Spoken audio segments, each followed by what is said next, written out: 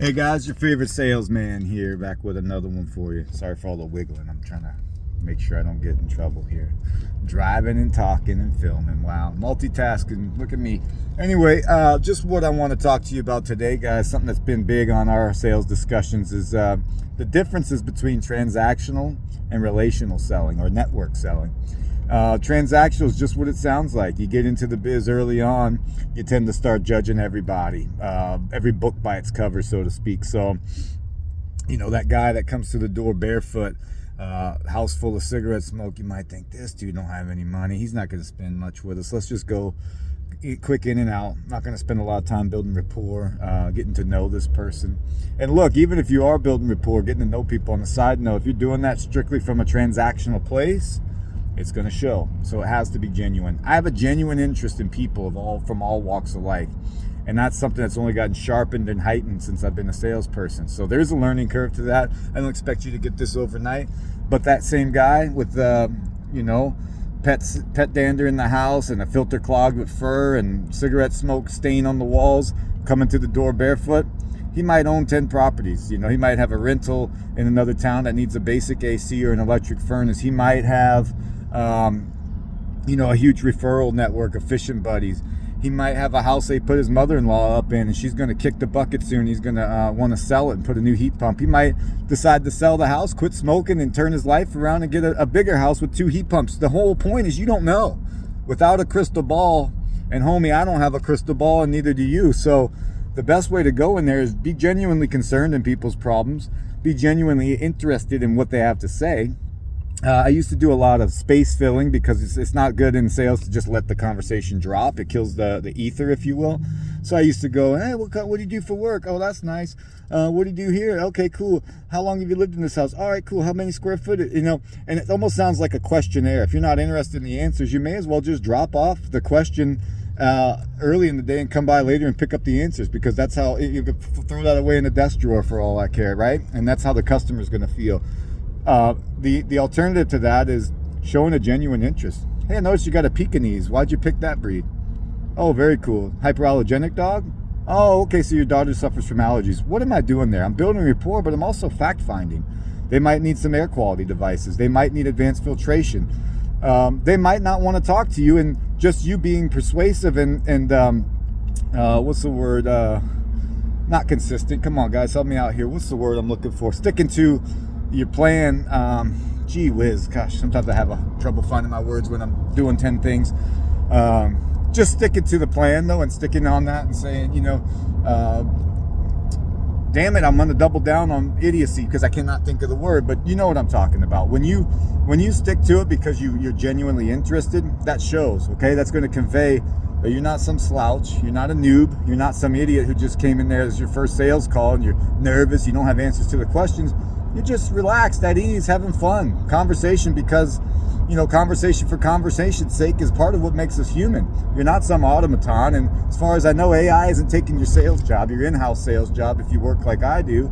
And if not, this can be applied to almost anything. I'm sure a used car salesman can find just as much value here as I can use in HVAC. My type of sales is specific to the industry, but the general overarching principles are not, and you can use those anywhere.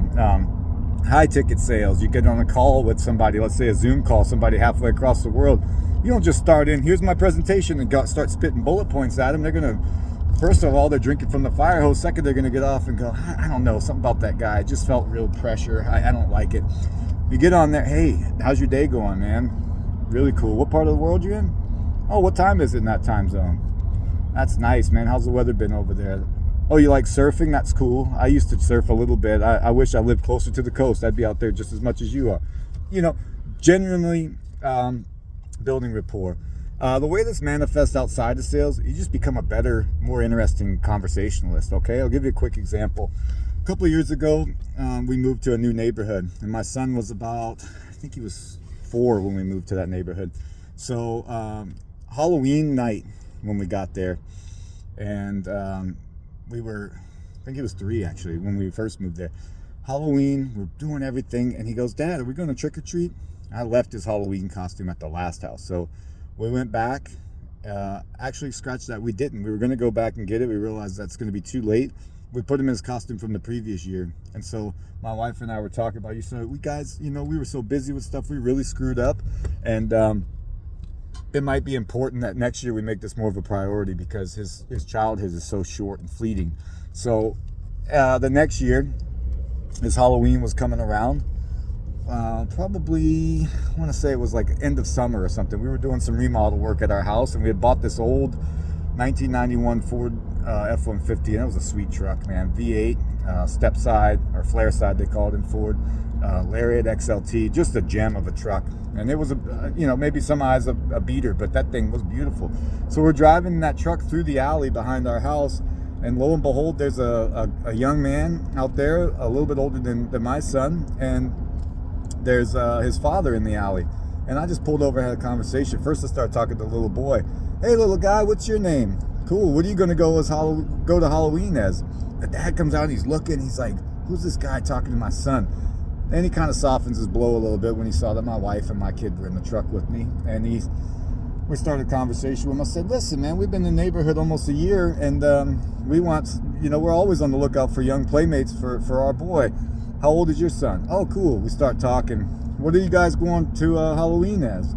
Oh, he's going as a dragon. Okay, well, my boy wants to be I don't remember what he was that year. It's a shame. But anyway, we made some friends pretty quick with them, and we told them, let's get together on Halloween. What's the deal? Halloween comes around. We're working really late into the afternoon, and my wife calls me and goes, babe, I've got just enough time to pick him up. We're going to come home, do some dinner, and we'll get out and trick-or-treat. I said, no problem. I'll set the stage. I'm going to get the spooky music on, make sure our jack-o'-lanterns have fresh candles, and get the candy bowl ready for the early trick-or-treaters. We sit down to dinner, and not 5 minutes into dinner, here comes knock at the door. Probably some more trick-or-treaters. I'll take care of it. Well, I'll get up to the door, and who is it? It's our friends from the neighborhood. We got so busy between the time we met them and Halloween, we never made a definite official plan. But we told their little boy, and he's an amazing boy, by the way.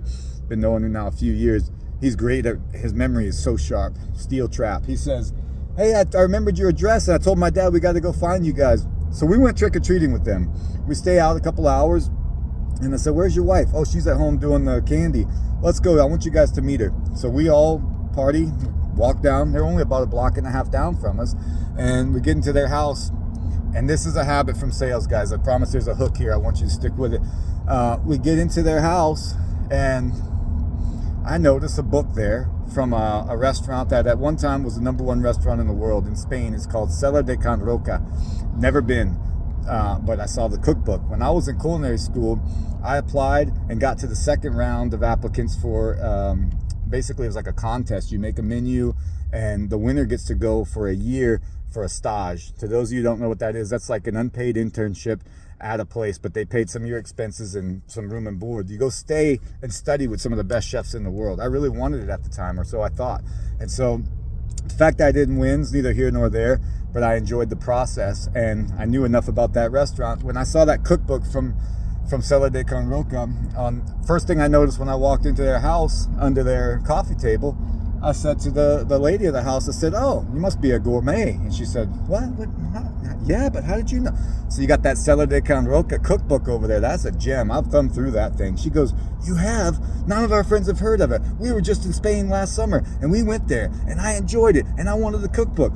Boom, instant rapport. We hit it off. We're still friends with them. They've got a barrel sauna in the backyard. We go there probably once a month and hang out, have drinks, talk to them, and just genuine friends in the neighborhood. It's really good to see our two sons growing up together, because we're training young men. These kids get a very limited amount of screen time. They're usually playing in the yard, Nerf guns, or sometimes they're doing card games inside, whatever. But the point for me with all of that, and the whole reason I brought it up to you guys, is I want you to understand none of this stuff is going to pay off right in the moment, and that's not the point. The big point for me with all of that is you get in there, you start developing rapport as a habit with people, and you come across a lot more genuine, and then you get rid of that feeling, that icky feeling when you first start selling, like, I don't know, I don't want to go sell myself.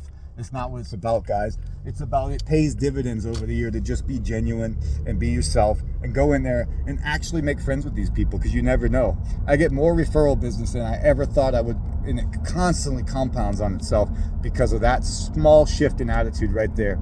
I hope that gives you value, guys. Please subscribe to this channel if you want more of that. I'm going to be breaking down more sales strategies every week, and I want you to be a part of it. If you're somebody who's new to sales or you're just thinking about getting into it, let me tell you, it's the single most important decision I've ever made in my life.